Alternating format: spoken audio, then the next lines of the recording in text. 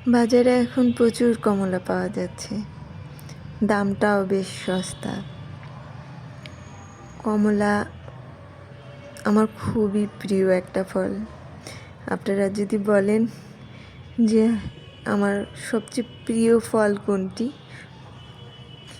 তার ভিতর আমি বলবো কমলা। ছোটোবেলায় আমি বাবা যখন বাজার থেকে কমলা নিয়ে আসতো, আমার হাতেই দিত প্যাকেটটা। আমি 4-5টা ছড়িয়ে ফেলতাম।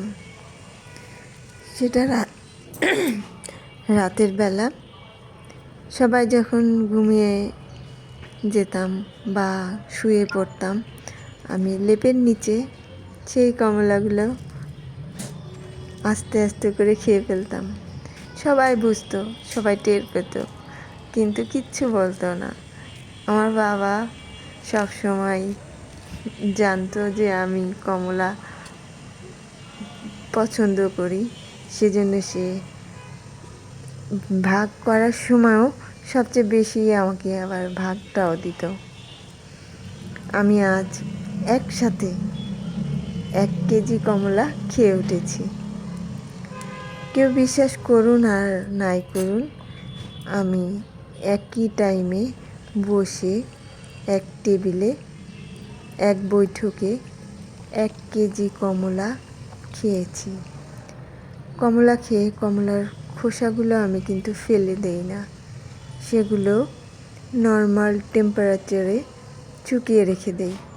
পরবর্তীতে ওটা যখন শুকনো হয়ে যায়, ব্লেন্ডারে ডাস্ট করে বয়ম ভরে রেখে দেই। অবশ্যই ইনটেক বয়ম হতে হবে।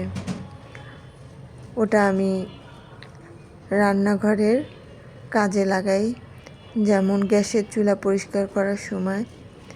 এরপরে আপনার হাঁড়ি পাতিলের যে ময়লা দাগটা উঠতে চায় না, হলুদ ভাবটা, সেটা আমি ভিমবারের লিকুইডের সাথে মিক্সড করে ওই কাজটা সেরে ফেলি।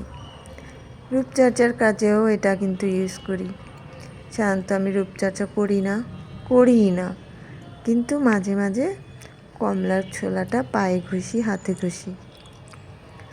আর দ্বিতীয়ত হচ্ছে কমলার খোসা, আপনি যখন গাছে দেখবেন যে পুষ্টিহীনতা একটু ভুগতেছে, তখন কিছু কমলার খোসার গুঁড়া এর সাথে ডিমের খোসার গুঁড়া মিক্সড করে গাছে দিবেন, অনেক উপকার। আর দ্বিতীয়ত হচ্ছে এই সিজনে কমলা অনেক সস্তা, জেলি বানিয়ে নিতে পারেন। ভিনেগার অবশ্যই দিবেন।